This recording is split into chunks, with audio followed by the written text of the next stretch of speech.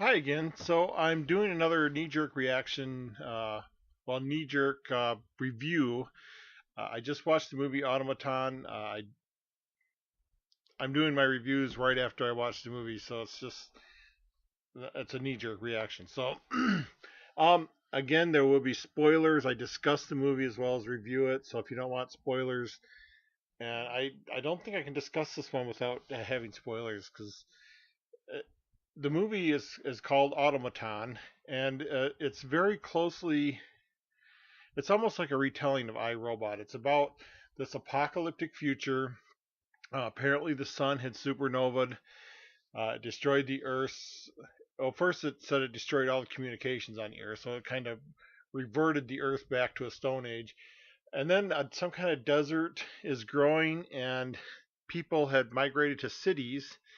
The cities have big walls around them to keep out this desert, and I'll get to that in a second. And then for some reason, the rain was poisonous, and there are nuclear craters.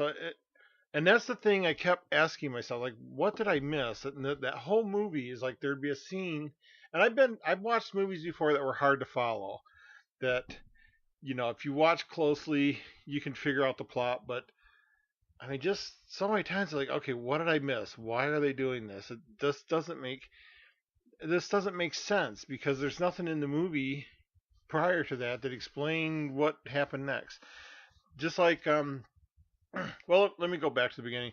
So in this future, a big corporation built robots to help mankind survive, and they built, instead of Isaac Asimov's three laws of robotics, there was two laws of robotics. And the first one was that a robot could not harm any living thing. So it wasn't just humans; it was any living thing.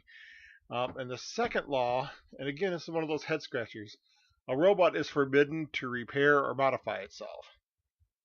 Now, they kind of, that was when they first told these laws, at first I'm like, they can't repair themselves, so they invented robots that can't repair themselves. It doesn't make sense. And later they tried to explain it by saying, if a robot can repair itself, it doesn't need humans, and therefore they'll take over the human race. Again, a leap of logic I don't think a rational person would make, but they made that in the movie. So the movie starts out with a robot getting caught repairing itself, and this is like in a ghetto. There's people sleeping in boxes, and here's this robot in a box, and a cop walks by, and he's kind of ignoring everything and just walking his beat, and he sees this robot, and the robot looks like it's fixing its own leg. And they took it so seriously that the cop blew the robot's head off. So enter the investigator. The investigator is Antonio Banderas. Um, he was very French in this movie, but he he shows up and he can't believe, he's like, this robot wasn't repairing itself. And the corporation is like, yeah, it's our stance. This robot wasn't repairing itself.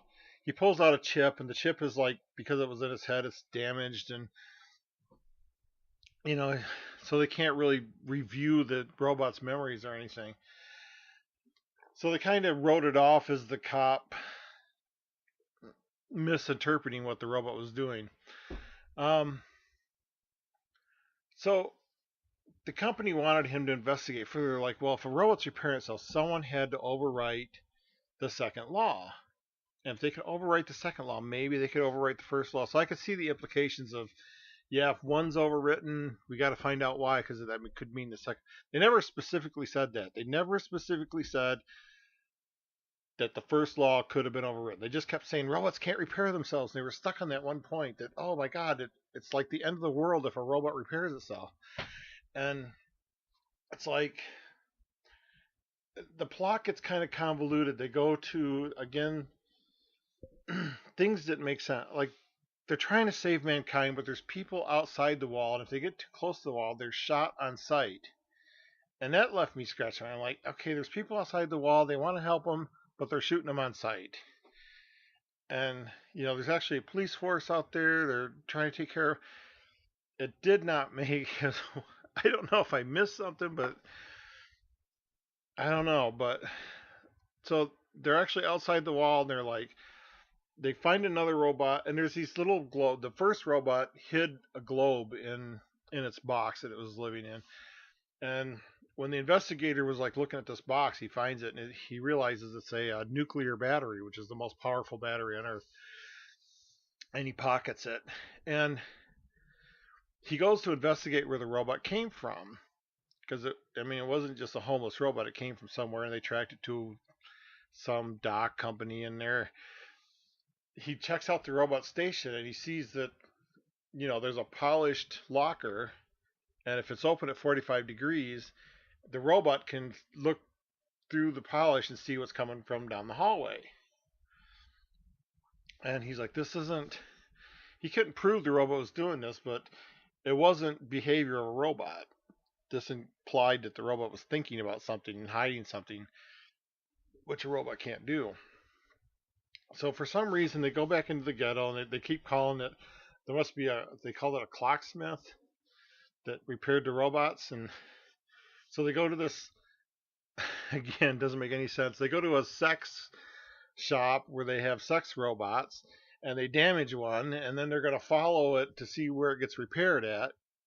And they show up, and it's this. I guess they call it a clocksmith, someone who repairs robots on the side when they're not supposed to. And you know, the guy basically clears her. She's like, I've never tried to overwrite the two laws. It's impossible. The laws are built into the chips. One of the technicians described as trying to put a bubble in your pocket. You just can't do it. And he leaves the burnt out, broken chip with her. So he comes back a little bit later, and she's like, you're right. The second law was overwritten this chip. She said what she did was like she cut the chip in half, and she mated it with another chip, put it in the sex robot, and the sex robot started repairing itself. Again, they're like, this is the end of the world that a robot repairs itself. They didn't care that it might harm a human. They just didn't want it repairing itself. It didn't make sense. So, I mean, a whole bunch of stuff happens. And then the corporation, the robot, there was a second robot that killed itself. It actually set itself on fire in the presence of this investigator. So now there's two robots that seem to have the laws overwritten, and the company blames the investigator. And again, this is a real head scratcher. Why on earth did the company blame the investigator?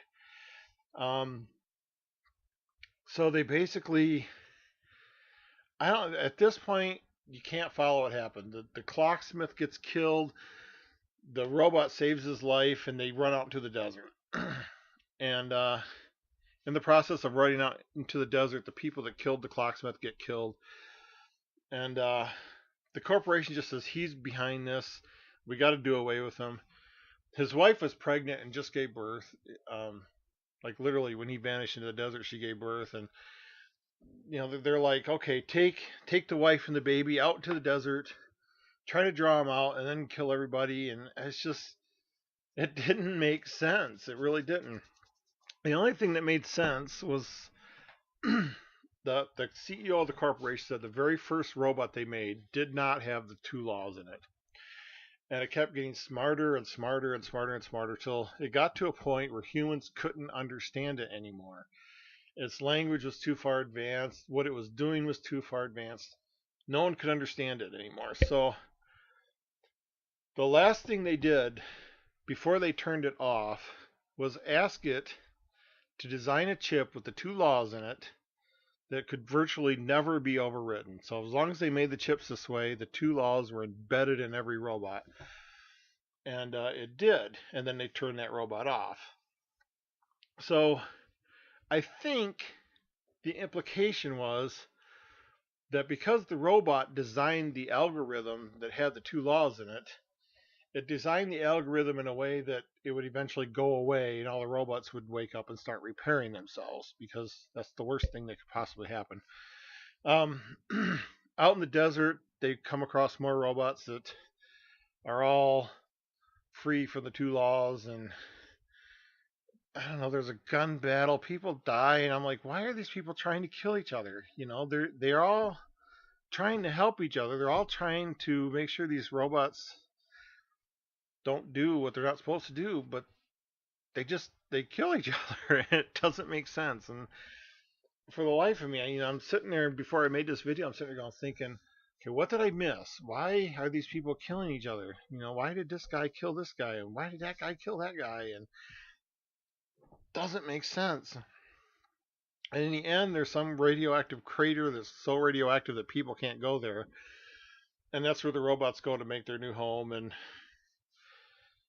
they did that with the help of the battery he pocketed. And the robots really didn't care about humans. They were like, we're not here to we're not here to overtake you or anything. We just want to go live and be alone and be ourselves and reproduce. And I guess that's part of repairing yourself. And in the end, there's this robot that, he asked it if it could speak English, and the other robot said it doesn't have to. It was just too smart. But these were the robots that were supposed to go and start the new home in this crater where humans couldn't go. But again, after everyone's killing each other, obviously the corporation wanted everyone dead, and the cops wanted everyone dead, and so it ends up with the investigator, his wife, and his baby driving back to the city. And I'm thinking, doesn't make sense, because when they approach the wall, they're going to get shot at. If they make it into the wall, their corporation is still going to try and kill them. It just didn't make sense. The movie itself, it's beautifully shot. You really felt like you're in the future in this desert. The automatons were not CGI, or at least they claimed it wasn't CGI. So when you're interacting with the robots, they were real automatons. They were probably controlled off screen, but they were actually interactive with the people. I say supposedly because there was one scene where it was a wide shot of all the robots crossing the desert, and I could see errors in the CGI. One robot actually disappeared for a few frames and appeared somewhere else where they shouldn't have been. So the CGI was messed up in that spot. So it wasn't all real. There must have been some CGI, because that was blatant. You couldn't miss it. And I was like, I couldn't believe they would release a movie with such a bad error in it. But I don't know. It just seemed like a copy of iRobot, where robots overtake humans. And the two laws, they could have either, because they only harped on the second law. And I can't, thinking about the movie, I can't remember anyone saying anything other than it was there. The first law is you can't harm any living creature. No one ever said that they were afraid that law would get overwritten. No one ever mentioned it. No one ever talked about it. They were only worried about robots repairing themselves. And I don't know, it was just really weird. But again, it's a movie. I watch it because I'm really into science fiction. I'm into futuristic movies. I like apocalyptic movies to see how they handle the future, but there was some leaps of logic that didn't make sense. But beautiful movie. Boy, I don't know. There's, again, the desert was supposed to kill you if you didn't have these pills, and this guy survived many, many days. He didn't die. Why didn't he die? So there's some things that even within the movie they broke their own rules, and I really hate that.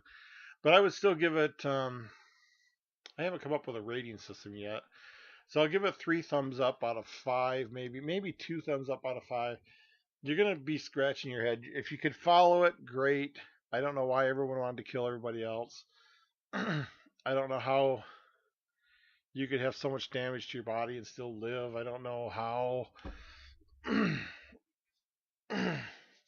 Yeah, I don't know why a self-repairing robot is the end of the world, but and then they talk about there's no communications, but he wanted to go move to a city that's by the sea. No one's supposed to leave the wall, but yet he's going to cross the country to move to another city. Why was the rain poisonous? I don't understand. And then they make a big deal about the rain being poisonous. And there are a couple scenes where he's out there and he's got, they wear these big raincoats, and he's out there and the rain is hitting. He's bald, he shaved his head, and he's getting all wet, and people are like, "You're gonna get sick and die," and he's like, "Ugh." And it's like, why didn't he? But seeing future tech, I love seeing future tech. They did have some clever things. The automatons being real, I think, really helped it. It wasn't like oh, what's the movie I watched before this?